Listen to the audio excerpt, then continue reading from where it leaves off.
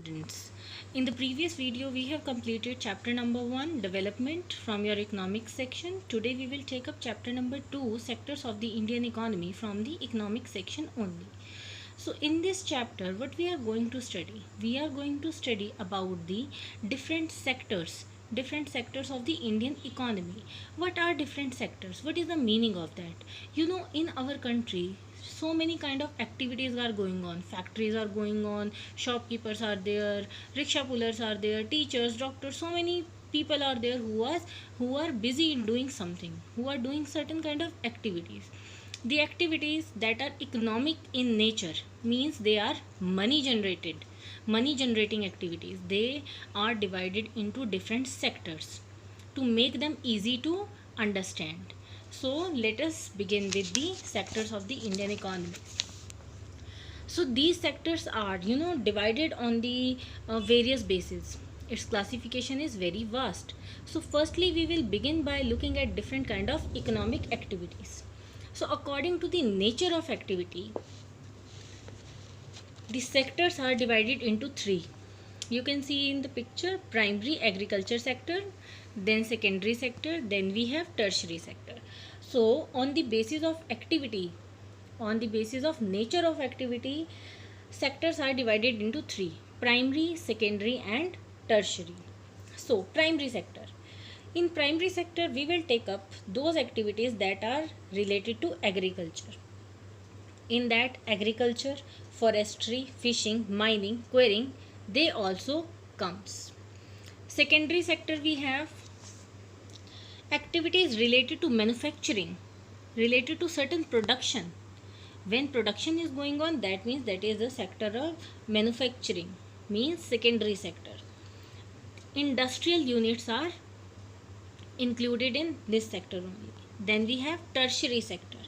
Tertiary sector is activity related to services, means people are providing services. Suppose we are teachers, we are providing you our service. Doctor is providing you service. Lawyer, banking, so many other facilities are there. They are included in this tertiary sector. This sector is also known as service sector. Transportation, banking, communication, call center, administrative, accounting, all the things are covered under this sector. Now this table you will fill by your own self. This is very important. Economic activities though are grouped into three different categories. We have studied these categories: primary, secondary and tertiary, but they are highly interdependent. How they are interdependent? Suppose you want certain tool for the agriculture, means you want a tool for primary sector. So where that tool will be manufactured? That will be manufactured in secondary sector, in industrial unit. And who is going to put their mind, who is going to put their service in that sector? We people. That means these three sectors are interdependent. So I have given you a small example. You can read this table and you can fill this, right? And these things also you will do by your own self. These are occupation given, you are supposed to classify. Tailor is providing his services, that means tertiary sector. So basket weaver secondary, flower cultivator primary. These things you will do by your own. Now comparing the three sectors. So comparing the three sectors is very important. That what is there in comparing? The various production activities in the primary, secondary and tertiary sectors produce a very large number of goods and services. We all know that. Also the three sectors have a large number of people working in them. So many people are indulged in these three sectors because they are doing something. These are their occupation. The next step, therefore, is to see how much goods and services are produced and how many people work in each sector. So how we are going to compare this sector? We have to study the sectors individually. We have to find out that how many people are indulged in working in each sector, so that we will be able to compare these sectors. So in an economy, there could be one or more sectors which are dominant in terms of total production and employment. while other sectors are relatively small in size. Like we have three sectors: primary, secondary, tertiary. So it can happen that in primary sector more employment is there, in tertiary sector less employment is there. So this is a comparison, this is a comparative study. How do we count the various goods and services and know the total production in each sector? So how do we do it? What is the proper criteria that we follow while counting the various goods and services? With so many thousands of goods and services produced, you might think this is an impossible task. So many goods. If you go through your kitchen, you will see so many kind of products are there. They all are being manufactured. So it is a very tough task. We think not only would the task be enormous, you might also wonder how we can add up cars and computers and nails and furnitures. It won't make sense. So the thing is that it won't make sense. Yes, how we are going to count? It is so huge, enormous task, but there is a proper method of doing it. You are right in thinking so. To get around this problem, economists suggest that the value of goods and services should be used rather than adding up the actual numbers. For example, they say no need to add the actual numbers. What they are doing, for example, if 10,000 kilograms of wheat is sold at 8 rupees per kg, the value of wheat will be 80,000. The value of 5,000 coconuts at rupees 10 per coconut will be 50,000. Similarly, the value of goods and services in the three sectors are calculated and then added up. So this is done. Then remember, there is one precaution one has to take. Not every good that is produced or sold needs to be counted. So with the example you can get it. It makes sense only to include the final goods and services.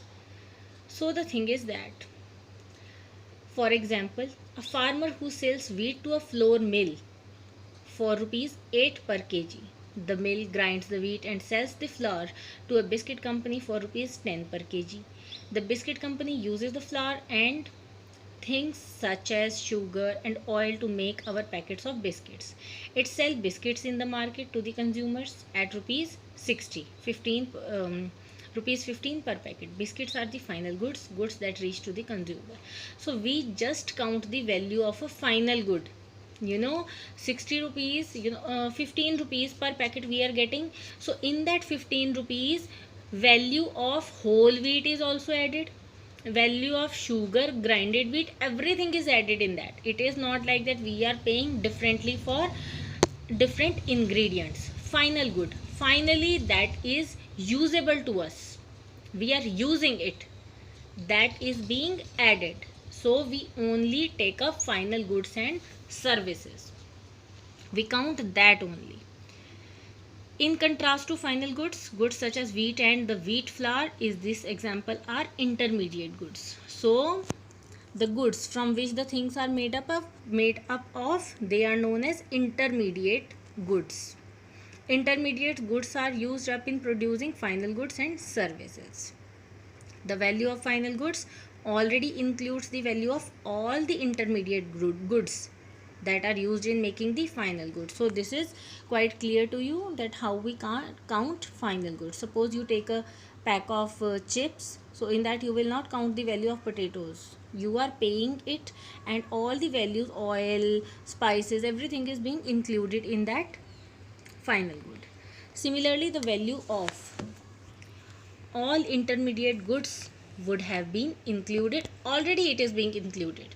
To count the value of flour and wheat separately is therefore not correct, because then we would be counting the value of the same things a number of times, first as wheat, then as flour, and finally as biscuits. So again and again we will end up counting the values. So we just take the value of a final good, every intermediate goods value is included in that. So the value of final goods and services produced in each sector during a particular year provide the total production of the sector for that year. So whatever value we get of final goods, we total all the value of all the final goods in a particular year, it results in the total production of the sector of that year. So it becomes easier to count.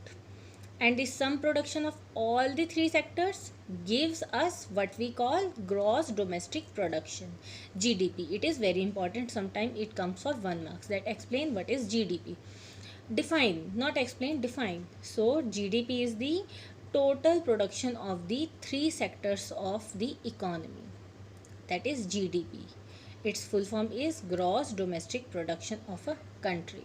It is the value of all final goods and services produced within a country during a particular year. GDP shows how big the economy is. So students, this is all for today. Up to here only we will study today. Please revise these things. Primary, secondary, tertiary is very easy. This is a little bit confusing.